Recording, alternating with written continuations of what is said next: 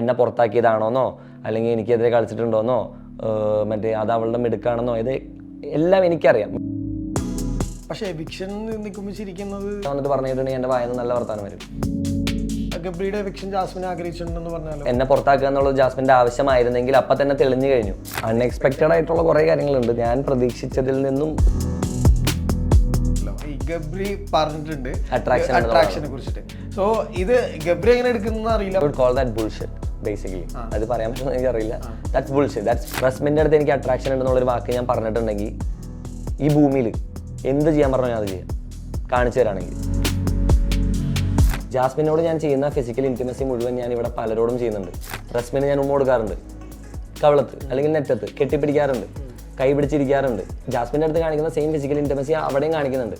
പക്ഷേ റസ്മിൻ്റെ അടുത്ത് ചെയ്യുമ്പോൾ പ്രശ്നമില്ല, ജാസ്മിൻ്റെ അടുത്ത് ചെയ്യുമ്പോൾ പ്രശ്നം. ജാസ്മിൻ്റെ അടുത്ത് കാണിച്ചതിൽ മാത്രമാണ് ആളുകൾക്ക് സംശയമുള്ളത്. കുറേ പേര് ലവ് സ്ട്രാറ്റജി കളിക്കാൻ വേണ്ടി വന്ന് കളിച്ചിട്ടുള്ളവരുണ്ട്. എനിക്ക് ഏറ്റവും നന്നായിട്ട് ചെയ്യാൻ അറിയാവുന്ന കാര്യം റൊമാൻസാണ്. ഇങ്ങനെ കളിച്ചോളാം, ഇന്ന സ്ട്രാറ്റജി എടുക്കില്ല എന്ന കോൺട്രാക്റ്റിലില്ല, എങ്ങനെ വേണമെങ്കിലും കളിക്കാം. ഒരു ആൺകുട്ടിയും പെൺകുട്ടിയും നമ്മൾ ഒരുമിച്ചിരിക്കുന്നു, അതൊന്നും ഒരു പ്രശ്നമായിട്ടുള്ള കാര്യമല്ല. പക്ഷേ അതെങ്ങനെ ബിഹേവ് ചെയ്യുന്നു, അതെങ്ങനെ റെസ്പോണ്ട് ചെയ്യുന്നു. നമ്മുടെ ഉള്ളിൽ ഹോർമോൺസ് ഉണ്ട്, നമ്മുടെ ഉള്ളിൽ കുറേ പരിപാടികളുണ്ട്, നമുക്ക് കൺട്രോൾ ചെയ്യാൻ പറ്റാത്തൊരു കാര്യമുണ്ട്. അതിപ്പോൾ കല്യാണം കഴിഞ്ഞവരാണെങ്കിലും എന്താണെങ്കിലും. ഞാനും ജാസ്മിനും ഒരുമിച്ചിരുന്ന ആ നിമിഷം 2-3 ക്യാമറകൾ കൃത്യമായിട്ട് ഇങ്ങോട്ട് തിരിയും. നമ്മൾ മനസ്സിലൊരു ബ്ലോക്ക് വെക്കും, ഓക്കെ ഇത് എൻ്റെ ടൈപ്പ് അല്ല, അല്ലെങ്കിൽ ഇത് ഒരു ഫ്യൂച്ചർ ഇല്ലാത്തൊരു സാധനമാണ്. ഞങ്ങളുടെ ഇടയിൽ ക്ലാരിറ്റി ഉണ്ട്, ഞങ്ങൾ ഓൾറെഡി പറഞ്ഞിട്ടുണ്ട് ഇത് വേറൊരു രീതിയിലേക്ക് പോകാൻ പാടില്ല. പ്രണയം തോന്നുന്നുണ്ട്, അത് പിടിച്ചു വെച്ചേക്കാണ് എന്നൊന്നും അല്ല പറഞ്ഞിട്ടുള്ളത്. പ്രണയത്തിലേക്ക് പോകാൻ സാധ്യതകളുണ്ട്. കാരണം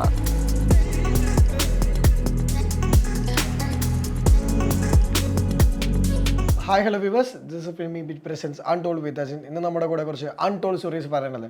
the name is more than enough. So Gabri, so welcome. Thank you. ഈ ലൈഫ് ആഫ്റ്റർ ബിഗ് ബോസ് എങ്ങനെയുണ്ട്, ഒരു ജേണിയൊക്കെ? It's fine. ലൈക്ക് അൺഎക്സ്പെക്റ്റഡ് ആയിട്ടുള്ള കുറേ കാര്യങ്ങളുണ്ട്. ഞാൻ പ്രതീക്ഷിച്ചതിൽ നിന്നും സ്കെയില് ഡിഫറെൻ്റ് ആണ്. എനിക്ക് ബേസിക് ഐഡിയ ഉണ്ടായിരുന്നു എന്തായിരിക്കും എന്നുള്ളത്, പക്ഷെ അതിൻ്റെ സ്കെയില് ഭയങ്കര അങ്ങോട്ടും ഇങ്ങോട്ടും ഡിഫറെൻ്റ് ആണ്. നെഗറ്റീവ് ഉണ്ടാവും അല്ലെങ്കിൽ പോസിറ്റീവ് ഉണ്ടാവും നമുക്കറിയായിരുന്നു, പക്ഷെ ഇത് എത്രത്തോളം ആളുകളിലേക്ക് എത്തി അല്ലെങ്കിൽ എത്ര വലുതാണ് അതിൻ്റെ ഇമ്പാക്റ്റ് എന്നുള്ളത് നമ്മൾ ഇത്രയും പ്രതീക്ഷിച്ചിട്ടില്ല. പക്ഷെ അത് ആ ഒരു സ്കെയിലിൻ്റെ ഡിഫറൻസ് മാത്രമേ ഉള്ളൂ. ഈ ഒരു ആക്ടറായിട്ട് അവിടെ പോവുക, അവിടെ പറഞ്ഞ പോലെ ഒരു ഇമ്പാക്റ്റ് ഉണ്ടാക്കുക, ഇറങ്ങിക്കഴിഞ്ഞിട്ടും ഇമ്പാക്റ്റ് ഉണ്ടാക്കുക, പല രീതിയിൽ ഒരു 3-4 ദിവസമായിട്ട് ഈ ചർച്ചയാവുക, ഇതൊന്നും ലൈഫിൽ സംഭവിച്ചിട്ടില്ലല്ലോ ഇതിനു മുമ്പൊന്നും. ഈ ഒരു ട്രാൻസിഷൻ സംഭവിച്ചിട്ടുണ്ട്. കാരണം ഞാൻ ഇൻഡസ്ട്രിയായിട്ട് ഒട്ടും റിലേറ്റഡ് ആയിട്ടുള്ള ഒരാളായിരുന്നില്ല. എൻ്റെ ആദ്യത്തെ സിനിമ റിലീസ് ചെയ്ത ദിവസം അല്ലെങ്കിൽ ആദ്യത്തെ സിനിമ അനൗൺസ് ചെയ്ത ദിവസം ഇതേപോലെ തന്നെയായിരുന്നു. ഞാൻ ആരുടെ അടുത്തും പറഞ്ഞിട്ടില്ല. ഫസ്റ്റ് പൂജ കഴിഞ്ഞിട്ടാണ് ഇവിടെ എൻ്റെ നാട്ടിലുള്ള ആൾക്കാർ പോലും അറിയുന്നത് ഞാൻ കമൽ സാറിൻ്റെ ഹീറോ ആയിട്ട് ചെയ്യാൻ പോവാണെന്നുള്ളത്. അപ്പോൾ അതിനുശേഷം ഞാൻ പിന്നെ പിറ്റേ ദിവസം ലക്ഷദ്വീപിൽ പോയതുകൊണ്ട് അവർക്ക് ആർക്കും കോൺടാക്ട് ചെയ്യാനൊന്നും പറ്റില്ല. അപ്പോൾ അന്ന് ഇത്ര ഹൈപ്പ് ഇല്ലെങ്കിലും ഓൾമോസ്റ്റ് സിമിലർ ഹൈപ്പായിരുന്നു. കാരണം മമ്മൂക്കൊക്കെ ആയിരുന്നു അന്ന് പൂജയ്ക്ക് വന്നിരുന്നത്.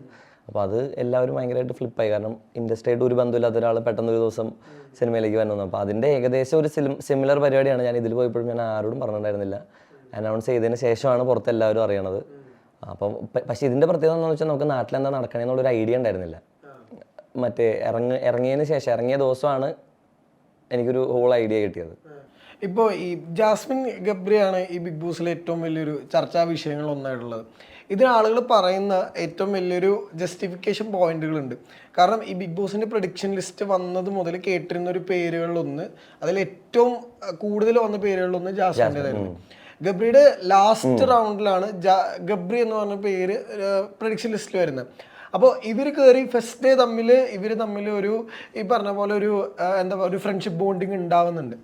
അതിനാണ് ആളുകൾ ആദ്യം ചോദിച്ചത്. എനിക്ക് വേണ്ട ക്ലാരിഫിക്കേഷൻസ് ആണ് ഞാൻ പോയിന്റ് പറയാം. അപ്പോൾ ഇതിനെന്താ ക്ലാരിഫിക്കേഷൻ പറയാനുള്ളത്? എങ്ങനെ കണക്ട് ചെയ്യുന്നതാണ് എനിക്കും അറിയില്ല. ഞാൻ പെട്ടെന്ന് കണക്ട് ആവുന്ന ഒരാളാണ്. ഞാൻ ആക്ച്വലി ഭയങ്കര യാത്രകൾ ഇഷ്ടപ്പെടുന്ന ഒരാളാണ്, ഒരുപാട് ട്രാവൽ ചെയ്യുന്ന ആളാണ്. നമ്മൾ ട്രാവൽ ചെയ്യുന്ന സമയത്ത് മിക്കവാറും ഞാൻ സോളോ ആയിട്ടാണ് ട്രാവൽ ചെയ്യാറ്. അല്ലെങ്കിൽ എനിക്ക് കേരളത്തിലുള്ള ഫ്രണ്ട്സായിട്ടൊന്നും ഞാൻ അധികം ട്രാവൽ ചെയ്തിട്ടില്ല. ഞാൻ കൂടുതലും ട്രാവൽ ചെയ്തിട്ടുള്ളത് എനിക്ക് നോർത്ത് ആക്ടിങ് അല്ലെങ്കിൽ അങ്ങനെ റിലേറ്റഡിൽ നമുക്ക് അറിയാവുന്നവരായിട്ടാണ്. ഇന്റർനാഷണൽ ട്രിപ്പുകളാണെങ്കിൽ നമ്മൾ പോയിട്ടുണ്ട്.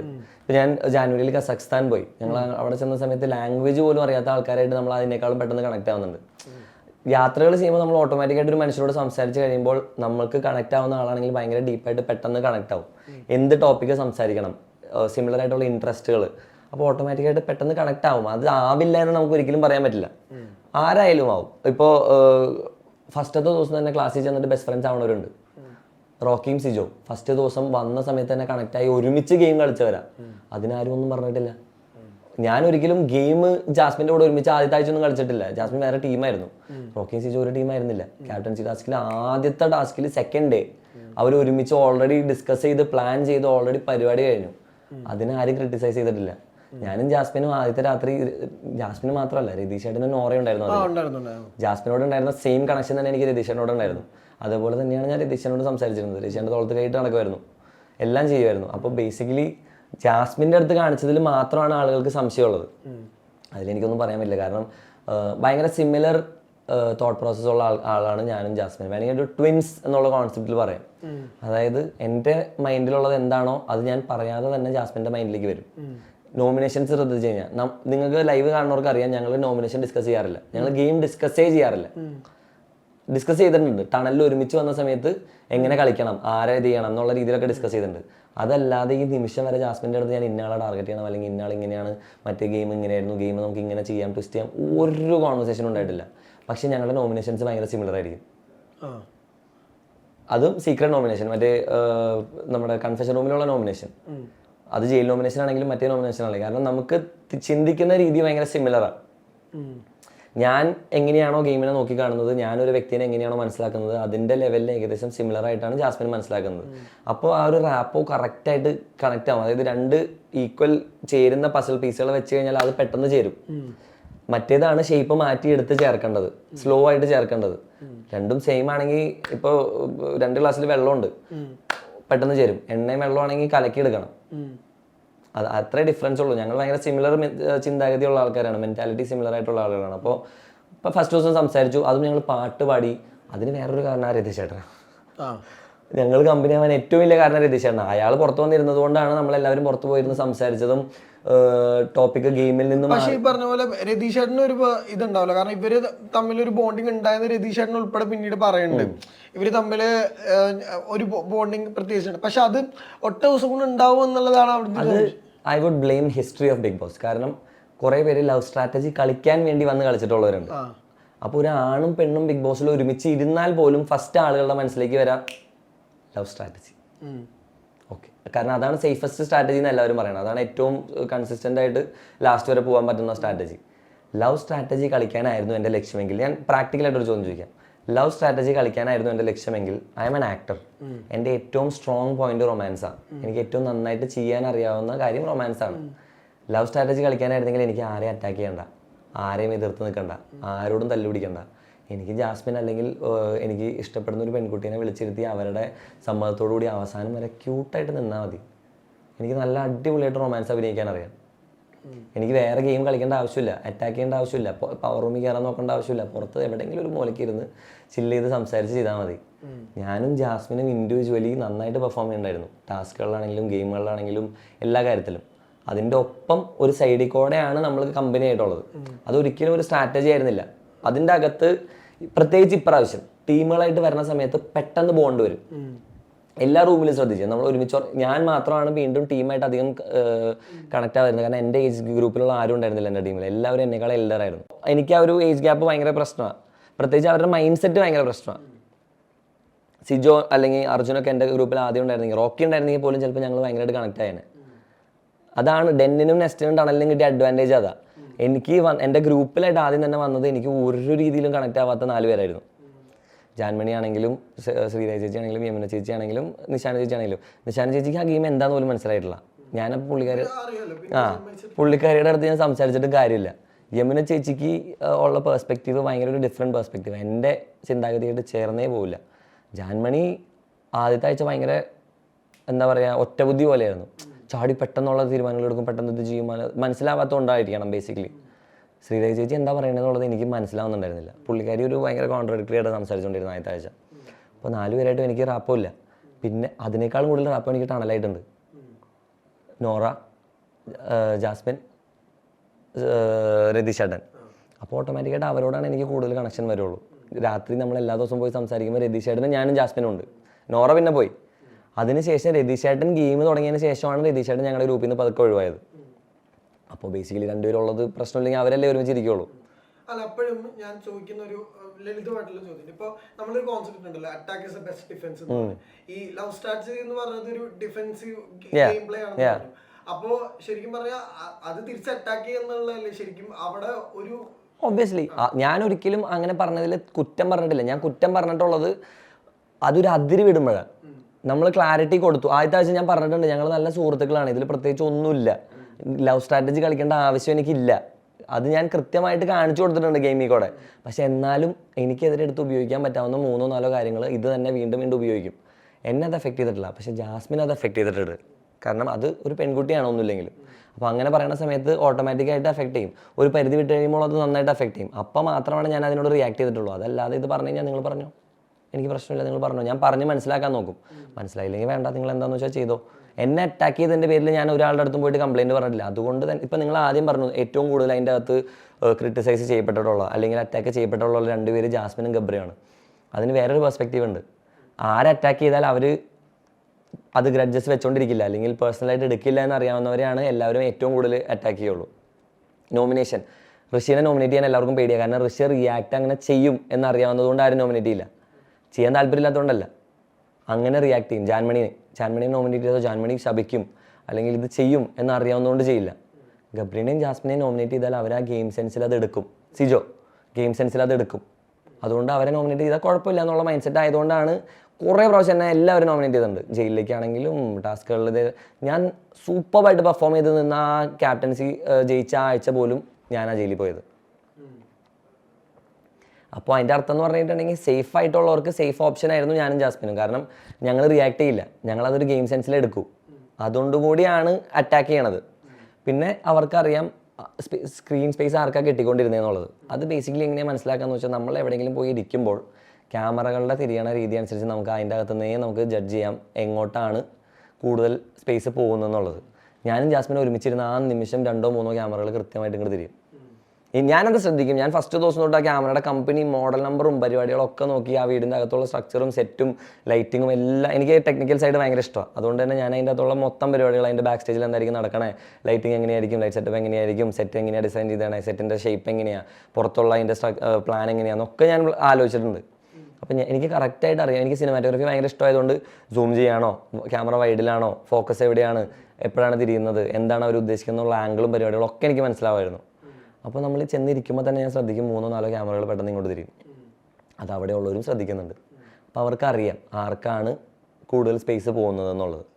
അപ്പോൾ അവർക്കെതിരെ നിന്ന് കഴിഞ്ഞാൽ അല്ലെങ്കിൽ അവരുടെ ഒപ്പം നിന്ന് കഴിഞ്ഞാൽ സ്പേസ് കിട്ടുമെന്നുള്ളത് വളരെ ബേസിക് ആയിട്ടുള്ളൊരു കാര്യം. അതൊരിക്കലും ഒരു തെറ്റല്ല. എനിക്ക് എന്ത് വേണമെങ്കിലും ചെയ്യാനുള്ള അവകാശം വീട്ടിലുണ്ട്. കോൺട്രാക്റ്റിൽ സൈൻ ചെയ്യുന്ന സമയത്ത് ഇങ്ങനെ കളിച്ചോളാം, ഇന്ന സ്ട്രാറ്റജി എടുക്കില്ല എന്ന കോൺട്രാക്റ്റിലില്ല. എങ്ങനെ വേണമെങ്കിലും കളിക്കാം, ഫിസിക്കൽ അസോൾട്ട് ചെയ്യില്ല, വ്യക്തിപരമായിട്ടുള്ള അധിക്ഷേപങ്ങൾ ചെയ്യില്ല എന്നൊക്കെയാണ് ആ കോൺട്രാക്റ്റിലുള്ളൂ. ബാക്കി അത് എങ്ങനെ കളിക്കണം, ആരോടൊപ്പം കളിക്കണം, ഗ്രൂപ്പായിട്ട് കളിക്കണോ, ഒറ്റയ്ക്ക് കളിക്കണോ, തലകുത്തി നിൽക്കണോ, ഡാൻസ് കളിക്കണോ, ഇതൊക്കെ പേഴ്സണൽ ചോയ്സാണ്. എങ്ങനെ വേണമെങ്കിലും കളിക്കാം. ഇതിന്റെ ഇടയിൽ വന്നിട്ടുള്ള വേറൊരു സംഭവമുണ്ട്. റസ്മിൻ ഇതിന്റെ ഇടയിൽ വന്നിട്ടുണ്ട്. മാത്രമല്ല ഈ ലാലേട്ടൻ ഒരു എപ്പിസോഡ് മുഴുവൻ അല്ലെങ്കിൽ ഒരു വീക്കെൻഡ് എപ്പിസോഡ് മുഴുവനും ബിഗ് ബോസ് ഹിസ്റ്ററിയിലെ 2 പേരെ കുറിച്ച് മാത്രം ചർച്ച ചെയ്തിട്ടുള്ളത്. ഒരു എപ്പിസോഡൊന്നും അല്ല, ഒരു 3-4 ആഴ്ചത്തെ വീക്കെൻഡ് എപ്പിസോഡ് മുഴുവൻ ഇത് തന്നെയായിരുന്നു. അപ്പോഴും ഈ ഒരു നിങ്ങളുടെ ഇടയിൽ ഒരു കോൺഷ്യസ്നസ് ഉണ്ടാവുമല്ലോ. അപ്പോൾ ഈ അതിനകത്ത് അൻസിബ പറയുന്നതാണ് ഏറ്റവും കൂടുതൽ പുറത്ത് ചർച്ച ചെയ്തിട്ടുള്ള പോയിന്റ്. ജാസ്മിന് ഇത്രയും ക്ലാരിറ്റി ഉള്ള ആളാണെങ്കിൽ, അല്ലെങ്കിൽ ജാസ്മിന് പുറത്തൊരു പറഞ്ഞ എൻഗേജ്ഡ് ആയിട്ടുള്ള ആളാണെങ്കിൽ ജാസ്മിൻ എന്തുകൊണ്ട് ഈ പറഞ്ഞ ഒരു ക്ലാരിറ്റിയുടെ കുറവിനെ കുറിച്ച് ജാസ്മിൻ തന്നെ പറഞ്ഞിട്ടുണ്ടായിരുന്നു. ഞങ്ങൾ ഒരു ബോർഡർ ഞങ്ങൾ വെച്ചേക്കണം എന്നുള്ളത്. ശരിക്കും എന്താണ് അതുകൊണ്ട് ഉദ്ദേശിച്ചത്? സിമ്പിളായിട്ട് ഞാൻ പറഞ്ഞുതരാം. 2 സിമിലർ മൈൻഡഡ് ആയിട്ടുള്ള ആൾക്കാരെ ഒരു പ്രഷർ സിറ്റുവേഷനിൽ ഇട്ടാൽ, ഓപ്പോസിറ്റ് സെക്സിലുള്ള അട്രാക്റ്റീവ് ആയിട്ടുള്ള സിമിലർ മെൻറ്റാലിറ്റി ഉള്ള പെട്ടെന്ന് കണക്ട് ആവാൻ സാധ്യതയുള്ള ആളുകളാണെങ്കിൽ ഹ്യൂമൻ ബോഡി റിയാക്ട് ചെയ്യും. നമ്മുടെ ഉള്ളിൽ ഹോർമോൺസ് ഉണ്ട്, നമ്മുടെ ഉള്ളിൽ കുറേ പരിപാടികളുണ്ട്, നമുക്ക് കൺട്രോൾ ചെയ്യാൻ പറ്റാത്തൊരു കാര്യമുണ്ട്. അതിപ്പോൾ കല്യാണം കഴിഞ്ഞവരാണെങ്കിലും എന്താണെങ്കിലും തോന്നും. കല്യാണം കഴിഞ്ഞവർ ഹൃത്തിക് റോഷനെ കണ്ടിട്ടുണ്ടെങ്കിൽ അട്രാക്ഷൻ തോന്നാതിരിക്കില്ലല്ലോ. നല്ലൊരു സാധനം കണ്ടാൽ അല്ലെങ്കിൽ നമുക്ക് ഇഷ്ടമുള്ളൊരു ഭക്ഷണം കണ്ടാൽ നമുക്ക് ആഗ്രഹം തോന്നും. ഞാൻ ഭക്ഷണം ഒരു മനുഷ്യനെയും ഇത് ചെയ്യല്ല, ഞാൻ അതിൻ്റെ ബേസിക് ഐഡിയ പറയണം. നമ്മുടെ ഉള്ളിൽ ഉള്ള ഹോർമോൺസ് ആണ് നമുക്ക് വരുന്ന ഫീലിങ്സിനെ കൺട്രോൾ ചെയ്യണത്. ഹോർമോൺസ് വന്നില്ലെങ്കിലാണ് നമുക്ക് എന്തോ പ്രശ്നമുള്ളത്. അതിനെ എങ്ങനെ കൺട്രോൾ ചെയ്യുന്നു എന്നുള്ളതിലാണ് മൊറാലിറ്റി വരുന്നത്. ഒരാണും പെണ്ണും അതിപ്പോൾ ഏത് റിലേഷൻഷിപ്പിൽ സ്റ്റാറ്റസിലുള്ളവരാണെങ്കിലും അവർ തമ്മിൽ കാണുമ്പോൾ അട്രാക്ഷൻ ഫീൽ ചെയ്യാനേ പാടില്ല എന്ന് പറയാൻ ഒരിക്കലും പറ്റില്ല. കാരണം അത് നാച്ചുറലി ഓർഗാനിക്കലി നടക്കുന്ന ഒരു പ്രോസസ്സാണ്. അതിനെ കൺട്രോൾ ചെയ്യുമ്പോഴാണ്, അതാണ് നമ്മുടെ കോൺഷ്യസ്നെസ്, അതാണ് മൊറാലിറ്റി. അതായത് എനിക്ക് ഇങ്ങനെയുണ്ട്, അപ്പോൾ ഞാനിത് ചെയ്യാൻ പാടില്ല, അല്ലെങ്കിൽ ഇന്ന സാഹചര്യങ്ങൾ ഉള്ളത് കൊണ്ട് ഇതിലേക്ക് പോകാൻ പാടില്ല എന്ന് പറയുന്നതാണ് മൊറാലിറ്റി. അത് പറഞ്ഞത് എങ്ങനെയാണ് പെർസ്പെക്റ്റീവ്, അത് ആൾക്കാർ പെർസീവ് ചെയ്തിട്ടെന്നുള്ളതിലാണ് പ്രശ്നം. നമ്മൾ ഉദ്ദേശിച്ചത് ഇങ്ങനെയും വരാനുള്ള സാധ്യതകളുണ്ട്. കാരണം നമ്മളിവിടെ പ്രഷർ സിറ്റുവേഷനിലാണ്, ഒരുമിച്ചാണ്, നമ്മൾ രണ്ടുപേരും മാത്രമേ ഉള്ളൂ. അപ്പോൾ ഇഷ്ടം തോന്നാം, അതുകൊണ്ട് അതിലേക്ക്, പക്ഷേ ഓൾറെഡി നമുക്ക് ഇങ്ങനെ ഒരു സംഭവം മനസ്സിലുള്ളത് കൊണ്ട് അതിലേക്ക് പോവാതിരിക്കാൻ വേണ്ടി നമ്മൾ മാക്സിമം ഒരു ബൗണ്ടറി വെച്ച് കറക്റ്റായിട്ട് നമുക്കൊരു ക്ലാരിറ്റി നമ്മുടെ ഇടയിൽ ഉണ്ട് എന്നുള്ളതാണ് പറഞ്ഞിട്ടുള്ളത്. പക്ഷേ അതിനെയാണ് പുറത്ത് ബേസിക്കലി ഇതിൻ്റെ അകത്തുള്ളവർ തന്നെയാണ് ഇത് വളച്ചൊടിച്ചിട്ടുള്ളതെന്ന് എനിക്കറിയാം. അതായത് അല്ല, അത് അങ്ങനെ നമുക്ക് പറയാൻ പറ്റുമെന്ന് എനിക്ക് തോന്നുന്നില്ല. കാരണം എന്താണെന്ന് വെച്ച് കഴിഞ്ഞാൽ ഇപ്പോൾ സുരേഷ് ഏട്ടൻ പറഞ്ഞിട്ടുള്ള ഒരു ക്ലാരിഫിക്കേഷൻ ഉണ്ടായിരുന്നു. കാരണം സുരേഷ് ഏട്ടൻ ഈ പറഞ്ഞ ഇൻഡസ്ട്രിയിൽ കുറേ വർഷങ്ങളായിട്ടുള്ള ആളാണ്, ഇങ്ങനത്തെ സംഭവങ്ങളോടൊക്കെ ഫേസ് ചെയ്ത് പോയിട്ടുള്ള ആളാണ്. നമ്മൾ കാണിക്കുന്ന അല്ലെങ്കിൽ നമ്മൾ പുറത്ത് കാണുന്ന ഒരു പെർസ്പെക്റ്റീവ് തന്നെയാണ് പുള്ളി പറയുന്നത്. അതായത് ഒരു ആൺകുട്ടിയും പെൺകുട്ടിയും നമ്മൾ ഒരുമിച്ചിരിക്കുന്നു, അതൊന്നും ഒരു പ്രശ്നമായിട്ടുള്ള കാര്യമല്ല. പക്ഷേ അതെങ്ങനെ ബിഹേവ് ചെയ്യുന്നു, അതെങ്ങനെ റെസ്പോണ്ട് ചെയ്യുന്നു, അതെങ്ങനെ എടുക്കുന്നു എന്നുള്ളത് മാത്രമാണ് കാര്യം. സോ അതിലൊരു കംപ്ലീറ്റ് ക്ലാരിഫിക്കേഷൻ ഉണ്ടോ ഇല്ലയോ എന്നുള്ളതാണ് ഏറ്റവും വലിയൊരു ചോദ്യമായിട്ടുള്ളത്.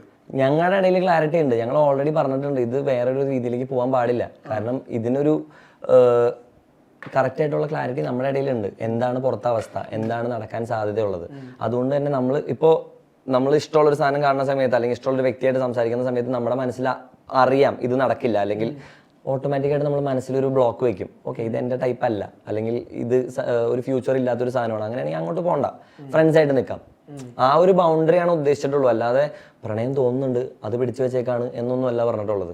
പ്രണയത്തിലേക്ക് പോകാൻ സാധ്യതകളുണ്ട്. കാരണം അതിൻ്റെയും ഏറ്റവും വലിയ പ്രത്യേകത എന്താണെന്ന് വെച്ചാൽ സുരേഷ് ഏട്ടനാണെങ്കിലും നോറയാണെങ്കിലും ആരും ഇത്രയും ഒറ്റപ്പെട്ടിട്ടില്ല. അവർക്കൊക്കെ കൂടെ നിൽക്കാൻ ഒരാളുണ്ടായിരുന്നു, അല്ലെങ്കിൽ ഒരു ഗ്രൂപ്പ് ഉണ്ടായിരുന്നു, ആരുടെ കൂടെ സംസാരിക്കാനായിട്ടൊരു സ്പേസ് ഉണ്ടായിരുന്നു. ഞാനും ജാസ്മിനും ഒറ്റയ്ക്കാണ് നിന്നത്. രണ്ടാമത്തെ ആഴ്ച കോർണർ ചെയ്തൊരു മൂലയ്ക്ക് ഇട്ടേക്കായിരുന്നു. ചിലപ്പോൾ അത് ചെയ്തിട്ടുണ്ടാവില്ല, പുറത്ത് നോക്കുമ്പോൾ നിങ്ങൾ കണ്ടിട്ടുണ്ടാവില്ല, പക്ഷേ എനിക്ക് ഫീൽ ചെയ്തിട്ടുണ്ട്. എനിക്ക് ഓണസ്റ്റ്ലി ഫീൽ ചെയ്തിട്ടുണ്ട്. എനിക്കും ജാസ്മിനും കൃത്യമായിട്ട് ഫീൽ ചെയ്തിട്ടുണ്ട്. നമ്മൾ ചെല്ലുമ്പോൾ ആൾക്കാർ ടോപ്പിക്ക് മാറ്റും, നമ്മൾ ചെല്ലുമ്പോൾ അവർ സംസാരിക്കില്ല, അല്ലെങ്കിൽ നമ്മളെ എന്തോ ഒരു വേർതിരിച്ച് അങ്ങനെ ഒരു രീതിയിൽ കാണും. ഓ ലവ് സ്ട്രാറ്റജി എന്നുള്ള രീതിയിൽ ഒരു മൂലക്കേക്ക് ഒഴിവാക്കിയിട്ട് ഭയങ്കരമായിട്ട് കോർണർ ചെയ്ത് അറ്റാക്കും ചെയ്യും. ഒഴിവാക്കിയതിൽ മാത്രമല്ല, കോർണറും ചെയ്യും, അറ്റാക്കും ചെയ്യും. 16 പേര് നമുക്ക് എതിരെ നിന്ന് നമ്മളെ ഇങ്ങനെ അറ്റാക്ക് ചെയ്തൊരു കോർണറിലേക്ക് വരുമ്പോൾ 2 പേര് തമ്മിലൊരു ബോണ്ട് വരും. ആ ബോണ്ട് വേറൊരു രീതിയിലേക്ക് പോവാതിരിക്കണം എന്നുള്ള ക്ലാരിറ്റിയാണ് നമ്മൾ അവിടെ പറഞ്ഞത്. പക്ഷെ എന്തുകൊണ്ട് നിങ്ങൾ അറ്റാക്ക് ചെയ്യുന്നു എന്നുള്ള ചോദ്യമല്ലേ അത്? എന്തുകൊണ്ട് അറ്റാക്ക് ചെയ്യുന്നു വെച്ചാൽ അവരുടെ കാരണം എന്താ വെച്ച് കഴിഞ്ഞാൽ ഇപ്പോൾ നമ്മൾ ഇറങ്ങിയിട്ടുള്ള കണ്ടസ്റ്റൻസ് സംസാരിക്കുമ്പോൾ നിങ്ങൾ രണ്ടുപേര് കോംബോ ചേർത്താ പറയാ, ഗബ്രി ജാസ്മിൻ അല്ലെങ്കിൽ ജാസ്മിൻ ഗബ്രി എന്നാ പറയാ, അല്ലെങ്കിൽ ഗബ്രി ഒരു ഇൻഡിവിജ്വൽ ഗെയിമർ എന്നുള്ള പെർസ്പെക്റ്റീവ്, അല്ലെങ്കിൽ ജാസ്മിൻ ഇൻഡിവിജ്വൽ ഗെയിമർ എന്ന പെർസ്പെക്റ്റീവിൽ നമ്മൾ ഒരിക്കലും ആളുകൾ ചേർത്ത് വായിക്കുന്നില്ല. അതും നിങ്ങളുടെ മിസ്റ്റേക്ക് തന്നെയല്ലേ? എന്റെ മിസ്റ്റേക്ക് ആയിട്ട് ഞാൻ ഒരിക്കലും പറയില്ല, അതെന്റെ മിസ്റ്റേക്കേ അല്ല. എൻ്റെ പെർഫോമൻസ് ഗ്രാഫ് എടുത്തു കഴിഞ്ഞാൽ ജാസ്മിൻ്റെ കൂടെ ഞാൻ ചേർന്ന് കളിച്ചിട്ടുള്ള ഒരേ ഒരു ആഴ്ചയേ ഉള്ളൂ. ടണലിൽ ഞങ്ങൾ ഒരുമിച്ച് കളിച്ച ആഴ്ച. പവർ റൂമിൽ കയറിയത് ആഴ്ചയല്ല, പവർ റൂമിൽ കയറിയ ആഴ്ചയല്ലോ, ഒരുമിച്ച് ഉണ്ടായിരുന്നല്ലോ പവർ റൂമിൽ. പക്ഷെ അത് ഒരുമിച്ച് മത്സരിച്ചാന്ന് പറഞ്ഞിട്ടുണ്ടെങ്കിൽ അത്രയും ഒരുമയോടെ മത്സരിക്കേണ്ട ആവശ്യം അവിടെ വന്നിട്ടില്ല. എനിക്ക് ഓർമ്മയില്ല സത്യം പറഞ്ഞത് എന്തായിരുന്നു task. Second week Jasmin power റൂമിൽ കയറിയതിനു ശേഷം നമ്മൾ മത്സരിച്ച ടാസ്ക്, അതിലെന്തായിരുന്നു ടാസ്കുകൾ? പക്ഷെ പവർ റൂമിൽ ഉണ്ടായിരുന്നല്ലോ ഒരുമിച്ച്. പക്ഷെ ഞങ്ങൾ ഒരു ടീമിലുള്ള സമയത്ത് മാത്രമേ ഞങ്ങൾ ഒരുമിച്ച് ഗെയിം കളിച്ചിട്ടുള്ളൂ. ഞാൻ സിമ്പിളായിട്ട് കാര്യം ചോദിക്കാം, ഞാൻ ജാസ്മിൻ്റെ കൂടെയാണ് കളിച്ചിരുന്നതെങ്കിൽ ജാസ്മിനെ എൻ്റെ ടീമിലേക്ക് കൊണ്ടുവരാനും എൻ്റെ ഒപ്പം പവർ റൂമിലേക്ക് കയറ്റാനും ഞാൻ നോക്കൂ, അല്ലെങ്കിൽ എൻ്റെ കൂടെ നിർത്താൻ ഞാൻ നോക്കില്ലേ? 5 പ്രാവശ്യം പവർ റൂമിൽ ഞാൻ കയറിയിട്ടുണ്ട്, ജാസ്മിൻ 1 പ്രാവശ്യം കയറിയിട്ടുള്ളൂ. അതിൽ തന്നെ അറിയാം ഇൻഡിവിജ്വൽ ഗെയിം ഡിഫറൻസ് എന്താണെന്നുള്ളത്. മറ്റേ അൻസിബ ഇപ്പൊ വേറൊരു പെർസ്പെക്റ്റീവ് എന്ന് പറഞ്ഞാൽ ഞാൻ ജാസ്മിന് വേണ്ടി സംസാരിക്കുന്നു, ജാസ്മിൻ എനിക്ക് വേണ്ടി സംസാരിക്കുന്നു എന്നുള്ളതാണ്. അൻസിബ ഋഷിക്ക് വേണ്ടി സംസാരിച്ച് നിങ്ങൾ കണ്ടിട്ടില്ലേ? ഋഷി അൻസിബയ്ക്ക് വേണ്ടി ഓപ്പൺ ആയിട്ട് പറഞ്ഞിട്ടുണ്ട്, ഞാൻ ഇവൾക്ക് വേണ്ടി സംസാരിക്കും, ഇവളെ എതിർത്താൽ ഞാൻ അവളുടെ മുമ്പിൽ നിന്ന് അവൾക്ക് വേണ്ടി ഫൈറ്റ് ചെയ്യും. ഞാൻ നേരെ ഓപ്പോസിറ്റാ പറഞ്ഞാണ്. ഞാൻ പറഞ്ഞിട്ടുള്ളത് ജാസ്മിന്റെ ഇൻഡിവിജ്വൽ ഗെയിമിന് ഞാൻ ഇടപെടില്ല, ജാസ്മിന്റെ ഫൈറ്റുകളെ ഞാൻ ഫൈറ്റ് ചെയ്യില്ല. ഒരു പരിധി വിടുമ്പോൾ മാത്രമാണ്, അല്ലെങ്കിൽ ഹേർട്ട് ആവുന്നു, തളർന്നു പോകുന്നു. എൻ്റെ ഫ്രണ്ട് തളർന്നാൽ ഓട്ടോമാറ്റിക്കായിട്ട് എനിക്ക് വിഷമം വരും, ഞാൻ അതിനെ ചോദ്യം ചെയ്യും. പക്ഷെ വേറെ കാര്യമുണ്ട്, അപ്പോൾ ഈ ഫ്രണ്ട്ഷിപ്പ് എന്ന് പറഞ്ഞ പെർസ്പെക്റ്റീവ് ബിഗ് ബോസിൽ ആവശ്യമുണ്ടോ? എന്തുകൊണ്ട് ആവശ്യം? അത് സമൂഹത്തിന്റെ പ്രതിഫലനമാണെന്ന് പറയുന്നുണ്ട്, അതൊരു ഗെയിമാണെന്ന് പറയുന്നുണ്ട്, ഹ്യൂമൻ ഇമോഷൻസ് വെച്ചിട്ടുള്ള ഒരു പരിപാടിയാണെന്ന് പറയുന്നുണ്ട്. ഫ്രണ്ട്ഷിപ്പ് ഹ്യൂമൻ ഇമോഷൻസിൽ പെടില്ലേ? ഉണ്ട്. പക്ഷേ നിങ്ങളൊരു ഇൻഡിവിജ്വൽ പിന്നെ ഞാൻ ചോദിക്കാം, ഞങ്ങൾ മാത്രമാണ് അതിന്റെ അകത്തുള്ള സൗഹൃദം എന്ന് പറയുകയാണെങ്കിൽ നിങ്ങൾക്ക് പറയാം അത് എന്തിനാണ് അതിന്റെ ആവശ്യം എന്താ, നിങ്ങൾക്ക് ഒറ്റയ്ക്ക് കളിച്ചാൽ പോരെന്ന് ചോദിക്കാം. ഞങ്ങൾ മാത്രമല്ല അതിന്റെ അകത്തുള്ള സൗഹൃദം. ടീമുകൾ തമ്മിൽ ഒരുമിച്ച് കളിക്കുമ്പോൾ കുഴപ്പമില്ല, രണ്ടുപേര് മാത്രം ഒരുമിച്ച് കളിക്കുമ്പോൾ പ്രശ്നം എന്ന് പറഞ്ഞിട്ടുണ്ടെങ്കിൽ അത് എനിക്ക് വിരോധാഭാസമായിട്ട് തോന്നിയിട്ടുള്ളത്. കോൺട്രഡിക്ടറി ആയിട്ടുള്ള സ്റ്റേറ്റ്മെന്റാണ്. ഡെന്നിനും ടണലിലും ഒരുമിച്ച് കളിക്കാമെങ്കിൽ ജാസ്മിനും ഗബ്രിക്കും ഒരുമിച്ച് കളിക്കാമെങ്കിൽ പ്രത്യേകിച്ച് പ്രശ്നമൊന്നുമില്ല. പക്ഷെ ഡെന്നും ടണലും ഒരു ഗ്രൂപ്പ് ഓഫ് പീപ്പിളും ജാസ്മിൻ രണ്ട് ഇൻഡിവിജ്വൽ എന്താ എന്തുകൊണ്ട് അപ്പൊ പിന്നെ എന്താ വ്യത്യാസം അതിൽ? ഗ്രൂപ്പ് ഓഫ് പീപ്പിൾ, അതായത് 10 പേർക്ക് ഒരുമിച്ച് കളിക്കാമെങ്കിൽ സിബിൻ വന്ന ആഴ്ച 12 പേർക്ക് ഒരുമിച്ച് നിൽക്കാമെങ്കിൽ 2 പേർക്ക് ഒരുമിച്ച് നിന്നൂടെ? പക്ഷെ അത് അവിടെ ഓപ്പോസിറ്റ് വരുന്നത് നിങ്ങൾ രണ്ടുപേരും തന്നെയാണല്ലോ. എന്തുകൊണ്ടായിക്കൂടാ? ഞാൻ ഒരിക്കലും ആ ഗെയിമിന്റെ റൂൾസിൽ എഴുതിയിട്ടില്ല ജാസ്മിനും ഗബ്രി ഒരുമിച്ച് കളിക്കാൻ പാടില്ല, അല്ലെങ്കിൽ 2 ഇൻഡിവിജ്വൽസിന് ഒരുമിച്ച് ഗെയിം കളിക്കാൻ പാടില്ല എന്ന് എഴുതിയിട്ടില്ല. ഞാൻ പറയുന്നത് കളിച്ചിട്ടില്ല എന്നാ. നിങ്ങൾ കാണുന്നതാണ് അതിന്റെ പ്രശ്നം. ഞങ്ങൾ ഒരുമിച്ച് നിന്നിട്ടുണ്ട്, ഇമോഷണൽ സപ്പോർട്ടായിട്ടും മെന്റൽ സപ്പോർട്ടായിട്ടും നിന്നിട്ടുണ്ട്, അല്ലെങ്കിൽ സ്നേഹത്തോടെ ഒരുമിച്ച് നിന്നിട്ടുണ്ട്. ഗെയിം പെർസ്പെക്റ്റീവിൽ അല്ലെങ്കിൽ 2 പേര് ഒരുമിച്ച് നിന്ന് കളിക്കുകയാണെന്ന് പറയുകയാണെങ്കിൽ അവർ ഗെയിം ഡിസ്കസ് ചെയ്യണം. ഏതെങ്കിലും ലൈവിൽ ഏതെങ്കിലും ഗെയിമിൽ ഞങ്ങൾ ഒരുമിച്ച് കളിക്കാത്തൊരു ഗെയിം, അതായത് ഗ്രൂപ്പായിട്ട് ഒരുമിച്ച് കളിക്കാത്തൊരു ഗെയിം ഡിസ്കസ് ചെയ്യണുണ്ടോ? ഇൻഫാക്ട് ജാസ്മിൻ്റെ ടീമിൽ എന്താണ് നാടകം, എന്താണ് നിങ്ങളുടെ സ്കിറ്റ് എന്ന് ചോദിച്ച സമയത്ത് ജാസ്മിൻ എന്നോട് പറഞ്ഞ ഒരു കാര്യമുണ്ട്, എൻ്റെ ടീമിലെ കാര്യങ്ങൾ ഞാൻ പുറത്തൊന്നും പറയില്ല എന്ന്. അതിൽ തന്നെ അതിൻ്റെ ഉത്തരം ഓൾറെഡി ഉണ്ട്. ഞങ്ങൾ ഇൻഡിവിജ്വലി വേറെ ടീമിൽ നിൽക്കുകയാണെങ്കിൽ ഞങ്ങൾ ഒരുമിച്ച് കളിക്കില്ല, ഒരു രീതിയിലും സപ്പോർട്ട് ചെയ്യില്ല. അതെനിക്ക് വിഷമായ ഒരു ഇൻസിഡന്റ്. അതായത് എൻ്റെ ഡെൻ റൂമിൽ ഇരുന്ന് നാടകം സ്കിറ്റ് കണ്ടുകൊണ്ടിരിക്കുന്ന സമയത്താണ് ഞാൻ ചോദിക്കണത് നിങ്ങൾ എന്താ ഡിസ്കസ് ചെയ്തെന്ന് ചോദിക്കുന്ന സമയത്ത് ജാസ്മിനോട് പറയുന്നത് ഇതൊക്കെ ലൈവിൽ കൃത്യമായിട്ട്, അല്ലെങ്കിൽ എപ്പിസോഡ് വന്നിട്ടുണ്ടോ എനിക്കറിയില്ല, ലൈവിൽ കൃത്യമായിട്ട് എന്തായാലും വന്നിട്ടുണ്ടാവണം. അതായത് ആ റൂമിൽ പൂട്ടിയ സമയത്ത് ഞാൻ ചോദിക്കുന്ന സമയത്ത് ജാസ്മിൻ പറയുന്നത് എൻ്റെ ടീമിൽ ഉള്ള സീക്രട്സ് ഞാൻ പറയില്ല. എൻ്റെ അടുത്ത് ചോദിക്കുമ്പോൾ ഞാനും പറയുന്നത് ഞാൻ പറയില്ല. എൻ്റെ ടീമിനെ ഞാൻ ജയിപ്പിക്കാൻ നോക്കും, അല്ലെങ്കിൽ ഡേഞ്ചർ പോയില്ല എനിക്ക് ജാസ്മിൻ്റെ മേത്ത് കഷ്ടപ്പെട്ട് ഒട്ടിച്ച് ജാസ്മിൻ ഔട്ടാക്കേണ്ട ആവശ്യമുണ്ടോ? എനിക്ക് അവരെ ജയിപ്പിച്ചാൽ പോരെ. ഇപ്പോൾ ഞാൻ ഇപ്പോൾ ചോദിക്കാൻ പോണ ഒരു ഭയങ്കര സീരിയസ് ആയിട്ടുള്ള കാര്യമാണ്. ജാൻമണി വന്നിട്ട് ഒരു എപ്പിസോഡിന്റെ ഇടയിൽ പറഞ്ഞിട്ടുള്ള കാര്യം ഉണ്ടല്ലോ, ഈ ഗബ്രി പറഞ്ഞിട്ടുണ്ട് അട്രാക്ഷനെ കുറിച്ചിട്ട്. സോ ഇത് ഗബ്രി എങ്ങനെ എടുക്കുന്ന അറിയില്ല, പക്ഷെ ആൾക്കാരത് ഭയങ്കര ഇതായിട്ട് തന്നെ എടുത്തേക്കണേ. കാരണം പ്രത്യേകിച്ച് മലയാളികളുടെ ഒരു പെർസ്പെക്റ്റീവ് നോക്കുമ്പോൾ അത് ഭയങ്കര തെറ്റിദ്ധരിക്കപ്പെട്ടിട്ടുള്ള കാര്യം. ശരിക്കും അങ്ങനെ സംഭവിച്ചിട്ടുണ്ടോ? അതിനെന്താണ് ഒരു clarity? I would call that bullshit basically. അത് പറയാൻ പറ്റുമെന്ന് എനിക്കറിയില്ല. That's bullshit, that's simple bullshit. അതായത് എന്നെ അഫക്റ്റ് ചെയ്തത് ജാസ്മിനെ ഞാൻ മാനിപ്പുലേറ്റ് ചെയ്തു എന്ന് പറഞ്ഞ് കാണിച്ച വിഷ്വലല്ല എന്നെ അഫക്റ്റ് ചെയ്തത്. അത് ഓക്കെ, അത് പറയാം, അത് എനിക്കറിയാം, ജാസ്മിൻ അറിയാം ഞങ്ങൾ തമ്മിലുള്ളത് എന്താന്ന്. റസ്മിനെ ചേർത്ത് വായിച്ചതാണ് എനിക്ക് പ്രശ്നം വന്നത്. കാരണം പൂജയുടെ അടുത്തും അഭിഷേകിൻ്റെ അടുത്തും ഞാൻ ഇരുന്ന് സംസാരിക്കുമ്പോൾ ഞാൻ അവരോട് ചെന്നാ സംസാരിക്കണേ. ആ വീട്ടിലെല്ലാവരെയും പ്രശ്നം ഞാൻ അങ്ങോട്ട് പോകുന്നില്ല, ഗബ്രി ആരുടെ അടുത്തും വൈൽഡ് കാർഡ് എൻട്രികളുടെ അടുത്ത് സംസാരിക്കുന്നില്ല എന്നായിരുന്നു പ്രശ്നം. ഞാൻ ചെന്ന് ഭയങ്കര ഫ്രണ്ട്ലി ആയിട്ട് രാത്രി 1 മണിക്കൂറിൻ്റെ അടുത്തിരുന്ന് ഞങ്ങൾ സംസാരിക്കുന്ന സമയത്ത് ഞാൻ അവർക്ക് ക്ലാരിറ്റിയാണ് കൊടുക്കണേ, എന്താണ് ജാസ്മിനും ഞാൻ തമ്മിലുള്ള ബന്ധം. അപ്പം ഞാൻ ചോദിക്കുന്നൊരു ചോദ്യം കൃത്യമായിട്ടാണ് ഞാൻ ചോദിക്കണേ. അതായത് ജാസ്മിനോട് ഞാൻ ചെയ്യുന്ന ഫിസിക്കൽ ഇൻറ്റിമസി മുഴുവൻ ഞാൻ ഇവിടെ പലരോടും ചെയ്യുന്നുണ്ട്, പക്ഷെ അതിനെ ഒന്നും ആളുകൾ നെഗറ്റീവായിട്ട് കാണുന്നില്ല. ജാസ്മിൻ്റെ അടുത്ത് ചെയ്യുമ്പോൾ മാത്രമാണ് അതിനൊരു നെഗറ്റീവ് സൈഡ് അല്ലെങ്കിൽ അതിനൊരു വൾഗർ സൈഡ് ആൾക്കാരെ എക്സ്പ്ലെയിൻ ചെയ്യുന്നത്. റസ്മിന് ഞാൻ ഉമ്മ കൊടുക്കാറുണ്ട്, കവളത്ത് അല്ലെങ്കിൽ നെറ്റത്ത് കെട്ടിപ്പിടിക്കാറുണ്ട്, കൈ പിടിച്ചിരിക്കാറുണ്ട്. ജാസ്മിൻ്റെ അടുത്ത് കാണിക്കുന്ന സെയിം ഫിസിക്കൽ ഇൻറ്റിമസി അവിടെയും കാണിക്കുന്നുണ്ട്. പക്ഷേ റസ്മിൻ്റെ അടുത്ത് ചെയ്യുമ്പോൾ പ്രശ്നമില്ല, ജാസ്മിൻ്റെ അടുത്ത് ചെയ്യുമ്പോൾ പ്രശ്നം എന്താണെന്നാണ് പൂജയുടെ അടുത്ത് ഞാൻ ചോദിക്കുന്നത്. അത് പൂജയ്ക്ക് മനസ്സിലായി. ആ വീഡിയോയിൽ പോലും പൂജ പറയുന്നത് അത് അങ്ങനെയല്ല എന്ന് പൂജ പറയുന്നുണ്ട്. ഇറങ്ങിയതിന് ശേഷവും പൂജയുടെ അടുത്ത് ഞാൻ സംസാരിച്ചു. അതിൻ്റെ അകത്തുള്ളപ്പോഴും ഞാൻ പൂജയുടെ അടുത്ത് ചോദിച്ചിട്ടുണ്ട്. പൂജൻ്റെ അടുത്ത് കൃത്യമായിട്ട് വന്ന് പറഞ്ഞിട്ടുണ്ട്, എനിക്കത് മനസ്സിലായി. ജാൻമണിയുടെ അടുത്ത് ഞാൻ അവിടെ സംസാരിച്ചിട്ടേ ഇല്ല. ജാൻമണി അപ്പുറത്ത് വേറെ പണി ചെയ്തുകൊണ്ടിരുന്ന ആളാണ് ആ സമയത്ത്. അത് കേട്ടിട്ട് അങ്ങനത്തെ ഒരു സാധനം അലിഗേഷൻ പോയിട്ട് അത് ചിന്ത പോലും I would say that's very disrespectful. കാരണം ഞാനും റസ്മിനും തമ്മിലുള്ള dynamic was very clear from the very first day. ഞങ്ങൾ ബ്രോ ആയിരുന്നു, അതിൽ ജെൻഡർ പോലും ഇല്ല. ദർസ് നോ മെയിൽ ഫീമെയിൽ ഒന്നുമില്ല. Resmin was like A bro. അതായത് എൻ്റെ പുറത്തുള്ള നമ്മുടെ ബെസ്റ്റ് ഫ്രണ്ട്സ് എങ്ങനെയാണോ ആ മൂഡായിരുന്നു റസ്മിനായിട്ട്. അതുകൊണ്ടാണ് നമുക്ക് ഫിസിക്കൽ ആ ഒരു ഭയങ്കര കംഫർട്ട് വരുന്നത്. ഞാൻ വേറെ ആ വീട്ടിൽ അത്രയും കംഫർട്ടബിൾ ആയിട്ടുള്ള ആൾക്കാർ കുറവാണ്. എല്ലാവരെയും ഞാൻ പോയി കെട്ടിപ്പിടിക്കാറില്ല. എനിക്ക് കംഫർട്ടബിൾ ആയിട്ടുള്ള ആൾക്കാരെ കെട്ടിപ്പിടിക്കും, അവരെ കടിക്കും, ഉമ്മ വയ്ക്കും, എല്ലാം ചെയ്യാറുണ്ട്. അത് ബേസിക്കലി എൻ്റെ ക്യാരക്ടറുള്ള സാധനം. ആ ഒരു ഫിസിക്കൽ ഇറിറ്റേറ്റ് ചെയ്യുക, നമുക്ക് ഇഷ്ടമുള്ള ആളുകളുടെ അടുത്ത് അവരെ ഉപദ്രവിക്കുക, മാന്ത, ആ സാധനമൊക്കെ നാച്ചുറലി എനിക്ക് ഉള്ള സാധനങ്ങളാണ്. റസ്മിൻ്റെ അടുത്ത് ചെയ്യുമ്പോഴും അത് കുഴപ്പമില്ല, ജാസ്മിൻ്റെ അടുത്ത് അത് ചെയ്യുമ്പോൾ കുഴപ്പമുണ്ടെന്നുള്ളതാണ് പൂജയുടെ അടുത്ത് പറഞ്ഞിട്ടുള്ളത്. പക്ഷേ ജാൻമണിയാണ് അവിടെ അത് വേറെ രീതിയിൽ എക്സ്പ്ലെയിൻ ചെയ്തത്. അത് എന്തുകൊണ്ടാണെന്ന് എനിക്കറിയില്ല. അട്രാക്ഷൻ എന്നുള്ളൊരു വാക്ക് ആ ലൈവിൽ അല്ലെങ്കിൽ പൂജയുടെ അടുത്ത് ഞാൻ സംസാരിച്ച സമയത്ത് റസ്മിൻ്റെ അടുത്ത് എനിക്ക് അട്രാക്ഷൻ ഉണ്ടെന്നുള്ളൊരു വാക്ക് ഞാൻ പറഞ്ഞിട്ടുണ്ടെങ്കിൽ ഈ ഭൂമിയിൽ എന്ത് ചെയ്യാൻ പറഞ്ഞാൽ ഞാൻ അത് ചെയ്യാം, കാണിച്ചു തരാണെങ്കിൽ. അത് കഴിഞ്ഞിട്ട് ഈ വൈറലായിട്ടുള്ള കുറെ ക്ലിപ്സ് ഉണ്ടല്ലോ, ഈ പറഞ്ഞ ജാൻമണി പറഞ്ഞ സംഭവം കഴിഞ്ഞിട്ട് ആൾക്കാർ തപ്പി പിടിച്ചെടുത്തിട്ടുള്ള കുറെ സംഭവങ്ങൾ. റസ്മിനോട് ഞാൻ പറയുന്നത്, റസ്മിന്റെ കൂടി ഇരിക്കുന്ന റസ്മിനോട് അത് കാണിക്കും, ഉറപ്പായിട്ടും കാണിക്കുമല്ലോ. അപ്പൊ ഇതൊക്കെ കാണുമ്പോ എന്താ ശരിക്കും ഇല്ല, കാരണം നമ്മൾ ഉദ്ദേശിച്ച വേറെ കാര്യം നോക്കിയാൽ മതി. ലാലേട്ടൻ ആ വിഷ്വല് കാണിക്കുന്ന സമയത്ത് റസ്മിന എവിടെയായിരുന്നു, എന്താ ചെയ്തിരുന്നതെന്ന് അറിയോ? റസ്മിൻ എൻ്റെ കൈമ പിടിച്ചിട്ടിരിക്കുക. റസ്മിൻ എൻ്റെ കൈമ പിടിച്ചിട്ട് പറഞ്ഞു, ഡോണ്ട് വറി, എനിക്കറിയാം ഞാൻ എന്താ ചെയ്തിട്ടുള്ളത്, ഞങ്ങൾ തമ്മിലുള്ളത് എന്താണെന്നുള്ളത് ചെയ്ത ആൾക്ക് അറിയാമെന്ന് അവൾ അപ്പം തന്നെ കൈപിടിച്ച് പറയുന്നുണ്ട്. പക്ഷെ ഞാൻ ഷോക്കായി, ഞാൻ ഓണസ്റ്റ്ലി ഷോക്കായി. കാരണം ജാസ്മിനെ ചേർത്ത് കൂട്ടി വായിക്കാൻ ഓക്കെ, വേറൊരു പെൺകുട്ടിയുടെയും കൂടി ഇതിലേക്ക് വലിച്ചഴിച്ച് ഇതിനെ വേറൊരു രീതിയിലേക്ക് എക്സ്പ്ലെയിൻ ചെയ്യേണ്ട ആവശ്യമില്ല അവിടെ. അതൊരു സെൻസിബിൾ ഗെയിം അല്ല. ഗെയിം പെർസ്പെക്റ്റീവിലാണെങ്കിലും ക്യാരക്ടർ പെർസ്പെക്റ്റീവിലാണെങ്കിലും അതൊക്കെ ഭയങ്കര മോശമായിട്ടുള്ള കാര്യമാണ്. കാരണം ഓൾറെഡി രണ്ടുപേരെ ചേർത്ത് വായിച്ച് അവരെ അടിച്ചൊരു മൂലയ്ക്ക് ഇട്ടേക്കാണ്. അതിലേക്ക് വേറൊരാളെയും കൂടി അതിൻ്റെ അകത്തേക്ക് വലിച്ചഴിച്ചിടേണ്ട ആവശ്യമില്ലല്ലോ. പറഞ്ഞതിലും എനിക്ക് കുഴപ്പമില്ല, പറയാം, ആർക്ക് വേണമെങ്കിലും എന്ത് ദണ്ഡത്തിന് വേണമെങ്കിലും പറയാം. പക്ഷേ മറ്റൊരു പെൺകുട്ടീനെയും കൂടി ഈ ചട്ടിലേക്ക് എടുത്തിട്ട് എല്ലാവരും കൂടി ഒരുമിച്ചിട്ട് വറക്കേണ്ട ആവശ്യമില്ല. അത്രേ ഞാൻ ഉദ്ദേശിച്ചിട്ടുള്ളൂ. ഈ ജാസ്മിനെ പറ്റിയിട്ട് വേറെ അലിഗേഷൻ എന്ന് പറഞ്ഞു കഴിഞ്ഞാൽ മൈക്ക് യൂസ് ചെയ്യില്ല എന്നുള്ളതാണ്.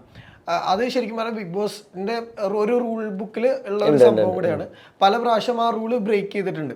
ബ്രേക്ക് ചെയ്യുമ്പോഴൊക്കെ ഗബ്രി അടുത്തുണ്ടായിരുന്നു എന്നുള്ളതും ഒരു വലിയൊരു പോയിന്റ് ആണ്. 2-3 ഞാൻ അടുത്തൊന്നുമില്ല, മൊത്തമല്ല ഞാൻ പറഞ്ഞ ചില ഇൻസിഡന്റുകളിൽ ഗബ്രി ഉണ്ടായിരുന്നു. അപ്പോ മറ്റേ ബിഗ് ബോസിൽ മറ്റേ കണ്ടസ്റ്റൻസ് പറയുന്ന ഒരു കാര്യം ഉണ്ടല്ലോ, അവര് സീക്രട്ട് ആയിട്ട് സംസാരിക്കാൻ. ഗബ്രി മൈക്ക് ധരിക്കുക എന്ന് പറഞ്ഞു കേട്ടിട്ടില്ലല്ലോ? ഇല്ല, എനിക്ക് ആംഗ്യ ഭാഷയെ കൂടെ സംസാരിക്കാൻ പറ്റില്ല. ജാസ്മിൻ എന്നോട് ഇപ്പൊ മൈക്ക് ഇടാണ്ട് സംസാരിച്ചു കഴിഞ്ഞാലും ഞാൻ ജാസ്മിനോട് സംസാരിക്കുന്നത് മൈക്ക് ഇട്ടിട്ട് തന്നെയാണ്. പിന്നെ ആ മൈക്ക് എന്ന് പറയുന്നത് ലേപ്പിൽ വളരെ സെൻസിറ്റീവ് ആയിട്ടുള്ള ഒരു സാധനം തന്നെയാണ്. അതിന്റെ മീറ്റർ കൂട്ടിയിട്ട് കഴിഞ്ഞിട്ടുണ്ടെങ്കിൽ അറിയാം എന്താ സംസാരിക്കണേ എന്നുള്ളത്. ആ വീട്ടിൽ പിന്നെ മൈക്ക് ധരിച്ചില്ലെങ്കിലും ഏത് കോർണറിൽ ആര് പോയിരുന്ന് സംസാരിച്ചു കഴിഞ്ഞാലും അതൊക്കെ എടുക്കാനായിട്ടുള്ള സെറ്റപ്പ് അതിൻ്റെ അകത്തുണ്ട്. ബെഡിന്റെ അടിയിൽ, ടീപ്പോയുടെ അടിയിൽ, ഇരിക്കുന്ന കിച്ചണിലടക്കം, ഫ്രിഡ്ജിന്റെ സൈഡിലടക്കം എല്ലായിടത്തും ഹിഡൻ ആയിട്ടുള്ള മൈക്കുകൾ ഉണ്ട്. അതും ഭയങ്കര സെൻസിറ്റീവ് ആയിട്ടുള്ള മൈക്കുണ്ട്. നമ്മൾ ഇതുപോലും റീഡ് ചെയ്യാനായിട്ടുള്ള കേപ്പബിൾ ആയിട്ടുള്ള മൈക്കുകൾ അതിൻ്റെ അകത്തുണ്ട്. അത്രയും മൈക്കുണ്ട് ബാത്റൂമിൻ്റെ അകത്ത്, ടോയ്ലറ്റിൻ്റെ അകത്ത്. When you are peeing they are listening to it. Flush ചെയ്യണ ഒച്ച വരെ അവർക്ക് കേൾക്കാം. അത്രയും സെൻസിറ്റീവ് ആയിട്ടുള്ള മൈക്കുകൾ അതിൻ്റെ അകത്തുണ്ട്. അപ്പോൾ സീക്രട്ടായിട്ട് എനിക്ക് അതിൻ്റെ അകത്ത് പ്രത്യേകിച്ച് ഒന്നും സംസാരിക്കാനുമില്ല. ജാസ്മിൻ മൈക്ക് ഇട്ടില്ലെങ്കിൽ ഞാൻ മൈക്ക് ഇട്ടിട്ടുണ്ടെങ്കിൽ അതിനർത്ഥം ഞങ്ങൾ സീക്രട്ടായിട്ട് ഒന്നും സംസാരിക്കുന്നില്ല. അതിൽ മറന്നു പോകണതാ ജാസ്മിൻ്റെ ഏറ്റവും വലിയ പ്രശ്നം എന്താണെന്ന് വെച്ചാൽ മൈക്ക് എവിടെയും കൊണ്ടുപോയിക്കും. ചിലപ്പോൾ ഡ്രസ്സ് ചേഞ്ച് ചെയ്യാനായിരിക്കും, അല്ലെങ്കിൽ വാഷ്റൂമിൽ പോകുമ്പോഴായിരിക്കും അവിടെ ഇട്ടുകൊണ്ട് മറന്ന് വേറെ പരിപാടിയിലേക്ക് പോകും. ഏറ്റവും വലിയ കാര്യം ജാസ്മിൻ മാത്രമല്ല മൈക്ക് ധരിക്കാത്തത്, മൈക്ക് കണ്ടിന്യൂസ് ആയിട്ട് ധരിക്കാത്ത കുറേ പേര് അതിൻ്റെ അകത്തുണ്ടായിരുന്നു. പക്ഷെ അവർക്ക് എതിരെ ഒന്നും വലിയ ആക്ഷൻ എടുത്തൊന്നും ഞാൻ കണ്ടിട്ടില്ല. ശരണി ചേച്ചീനെ ഒരാഴ്ചയിൽ ഒരു 6 പ്രാവശ്യം എന്തോ വിളിച്ചു പറഞ്ഞു മൈക്ക് ധരിക്കുക എന്ന്. മൈക്ക് ശരിയായി ധരിക്കുക എന്നല്ല, ശരണ്യ മൈക്ക് ധരിക്കുക എന്നൊരു 6 പ്രാവശ്യം എന്തോ വിളിച്ചു പറഞ്ഞു. ഒരു ആക്ഷൻ എടുത്തില്ല. സിബിൻ എപ്പോഴും മൈക്ക് ധരിക്കാൻ മറന്നു, എവിടെയെങ്കിലും വെച്ച് അവിടെ വെച്ചുകൊണ്ട് ഇറങ്ങിപ്പോവും. പക്ഷെ അവർക്കെതിരെ ഒന്നും ഇതേപോലെ ഇത്രയും സീരിയസ് ആയിട്ട് ജാസ്മിൻ അത് റിപ്പീറ്റഡ് ആയിട്ട് ചെയ്തു എന്നുള്ളത് ശരിയാണ്. കുറേ പ്രാവശ്യങ്ങളിൽ അവിടെ ഇവിടെയൊക്കെ ആയിട്ട് വെച്ച് മറന്നു പോയിട്ടുണ്ട്. ധരിക്കാതിരുന്നിട്ടില്ല. നമ്മൾ ഒരിക്കലും ഡെലിബറേറ്റ്ലി മൈക്ക് അഴിച്ചു വെച്ച് സംസാരിച്ചിട്ടില്ല. കിടക്കുമ്പോഴും ബാത്റൂമിലും അല്ലാതെ മൈക്ക് അഴിച്ചു വെക്കാറില്ല. കിടക്കുമ്പോൾ മൈക്ക് അഴിച്ചാൽ പോലും ഞാൻ എൻ്റെ നെഞ്ചത്തേക്ക് ഇങ്ങനെ സെറ്റ് ചെയ്ത് വോയിസ് റീഡ് ചെയ്യുന്ന രീതിയിലേ മൈക്ക് വയ്ക്കാറുള്ളൂ. ഇനിയിപ്പോ പറയാൻ പോണത് പോസ്റ്റ് ഗബ്രി എവിക്ഷനെ പറ്റിയിട്ടാണ്. ഈ ഗബ്രിയുടെ എവിക്ഷൻ കഴിഞ്ഞിട്ട്, അല്ലെങ്കിൽ ഗബ്രിയുടെ എവിക്ഷൻ തന്നെ ബിഗ് ബോസിൽ വലിയൊരു ചർച്ചാ വിഷയവും കാര്യങ്ങളായിരുന്നു. അപ്പോഴും ഈ ജാസ്മിന്റെ ആ ഒരു പറഞ്ഞ റിയാക്ഷനുകൾ ഉണ്ടല്ലോ, ഗബ്രി എവിക്റ്റ് ആയെന്ന് പറയുമ്പോഴുള്ള റിയാക്ഷൻ, അതില് ആൾക്കാർ പറയുന്ന ഒരു ചിരിക്കുന്നുണ്ടെന്നുള്ള ഒരു സംഭവം ഉണ്ട്. അത് കഴിഞ്ഞിട്ട് പെട്ടെന്ന് ഇമോഷണൽ ആയിട്ട് ഈ പറഞ്ഞ പോലെ ബ്രേക്ക് ഡൗൺ ആവുന്നുണ്ട്. അത് കഴിഞ്ഞിട്ട് അവിടെ പോയിട്ട് ഈ പറഞ്ഞ ഗബ്രിയിലാണ് എനിക്ക് പറ്റില്ല ഷോയിൽ എന്ന് പറയുന്നുണ്ട്. ഇതിനെല്ലാം ഗബ്രി പുറത്തുനിന്ന് കാണുമ്പോൾ, അല്ലെങ്കിൽ അതൊക്കെ ഗബ്രി പിന്നീട് കണ്ടിട്ടുള്ള കാര്യങ്ങളാണ്, എങ്ങനെയാ കാണുന്നത്? ഈ ഭൂമിയിൽ നമ്മളൊഴിച്ച് നമുക്ക് ആരെയും 100% മനസ്സിലാക്കാൻ പറ്റില്ല. നമ്മുടെ അപ്പനായിക്കോട്ടെ, അമ്മയായിക്കോട്ടെ, ഭാര്യ ആയിക്കോട്ടെ, കൂടപ്പിറപ്പായിക്കോട്ടെ, ഫ്രണ്ട്സ് ആയിക്കോട്ടെ, ഭൂമിയിൽ ഒരാളെയും 100% അവർ ചിന്തിക്കുന്നത് എന്താണെന്ന് ഗസ് ചെയ്യാൻ നമുക്ക് പറ്റില്ല, അല്ലെങ്കിൽ അത് മനസ്സിലാക്കാൻ നമുക്ക് പറ്റില്ല. ജാസ്മിൻ്റെ കാര്യത്തിൽ എനിക്കുള്ള സംശയം, ഇത്രയും ദിവസം ലൈവും വീഡിയോസും ഇതെല്ലാം കണ്ടിട്ടും ആ കുട്ടിയുടെ ബേസിക് ക്യാരക്ടർ മനസ്സിലാക്കാൻ പുറത്തുള്ളവർക്ക് പറ്റുന്നില്ല എന്ന് പറഞ്ഞിട്ടുണ്ടെങ്കിൽ I would say that's very sad. അവളുടെ ബേസിക് ഐസ്ക്രീം പോയൊരു ഇൻസിഡൻറ്റ് നിങ്ങൾ കണ്ടിട്ടുണ്ടോ? അതായത് ജാസ്മിൻ്റെ ഐസ്ക്രീം റോക്കി എടുത്ത് കഴിച്ചു ഫ്രീസറിൽ നിന്ന്. അന്ന് ജാസ്മിൻ റിയാക്ട് ചെയ്തത് ഒരു 6-7 വയസ്സുള്ള കൊച്ചിൻ്റെ പോലെ കണ്ടിട്ടുണ്ടോ? അത് ജെന്യുവിൻ റിയാക്ഷൻ, അത് അഭിനയമല്ല. അവൾ ചിരിക്കുന്നതും കരയുന്നതും അങ്ങനെയാണ്. അതായത് ഭയങ്കര കിഡിഷായിട്ട് ഭയങ്കര ചൈൽഡിഷായിട്ട് നമുക്ക് തോന്നാവുന്ന ഇമ്മച്ചുവർ ആണ്. Up to an extent she's immature. She's 23 years old, പക്ഷേ ഷീസ് വെരി ഇമ്മച്ചുവർ. ചില കാര്യങ്ങളിൽ, ഇമോഷണൽ കാര്യങ്ങളിൽ പെട്ടെന്ന് ഇമോഷണൽ ആവും. കരയുന്ന രീതി എന്ന് പറഞ്ഞിട്ടുണ്ടെങ്കിൽ ഒരു 10 വയസ്സ് 15 വയസ്സുള്ള പിള്ളേർ, 12 വയസ്സുള്ള പിള്ളേർ അവർക്ക് അടി കിട്ടിക്കഴിഞ്ഞാൽ അല്ലെങ്കിൽ ക്ലാസ്സിൽ ചീത്ത പറഞ്ഞു കഴിഞ്ഞാൽ കരയുന്ന രീതിയിലാണ് ജാസ്മിൻ എല്ലാ കാര്യങ്ങൾക്കും സില്ലിയായിട്ടാണ് കരയാറ്. വേറൊരു കാര്യം, എപ്പോൾ എൻ്റെ മുഖത്തേക്ക് നോക്കിയാലും ജാസ്മിൻ ചിരിക്കാറുണ്ട്. എത്ര വിഷമത്തിൽ നിൽക്കുമ്പോഴാണെങ്കിലും എൻ്റെ മുഖത്ത് നോക്കി കഴിഞ്ഞാൽ ജാസ്മിൻ ഞാൻ ചിരിപ്പിക്കാറുണ്ട്. പക്ഷേ എവിക്ഷൻ നിൽക്കുമ്പോൾ ചിരിക്കുന്നത് എന്തുകൊണ്ട് ചിരിച്ചൂടാ? എൻ്റെ മുഖത്ത് നോക്കിയാൽ ചിരിക്കുമെന്ന് എനിക്ക് അറിയാവുന്നത് കൊണ്ടാണ് ഞാൻ വീണ്ടും വീണ്ടും പറയുന്നത് ലുക്ക് അറ്റ് മൈ ഫേസ്. എൻ്റെ മുഖത്തേക്ക് നോക്കിയേ, ഞാൻ ഇങ്ങനെ പിടിച്ച് നിർത്തി പറയാം എൻ്റെ മുഖത്ത് നോക്ക് ജാസ്മിൻ, എൻ്റെ മുഖത്ത് നോക്ക്. എൻ്റെ മുഖത്ത് നോക്കുമ്പോഴും അവൾ ചിരിക്കുന്നുണ്ട്.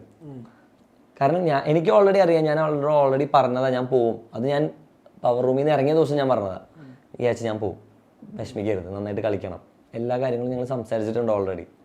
അപ്പോൾ അവൾക്കറിയാം, അവൾക്ക് പക്ഷെ മനസ്സിൻ്റെ എവിടെയോ ഒരു ഭാഗത്തിൽ അവൾ വിചാരിക്കുന്നുണ്ട് അവളാണ് പോകാൻ സാധ്യത കൂടുതൽ, ഞാൻ അവളെക്കാൾ നല്ല പ്ലെയറാണ്, ഞാൻ ഇപ്പം പോവില്ല എന്നുള്ള രീതിയിൽ ആലോചിക്കുന്നുണ്ട്. ചിരിയല്ല അത്. ഞാനാണെങ്കിലും ചില സമയത്ത് എക്സ്ട്രീം വിഷമം വരുമ്പോൾ നമ്മൾ ആദ്യം ഒന്ന് സ്മൈൽ ചെയ്തിട്ടാണ്, കാരണം അതിനെ എങ്ങനെ എടുക്കണം, ആ ഒരു ഷോക്കിൽ നമുക്ക് എങ്ങനെ എടുക്കണം എന്നുള്ളത് ചിലപ്പോൾ മനസ്സിലാവില്ല.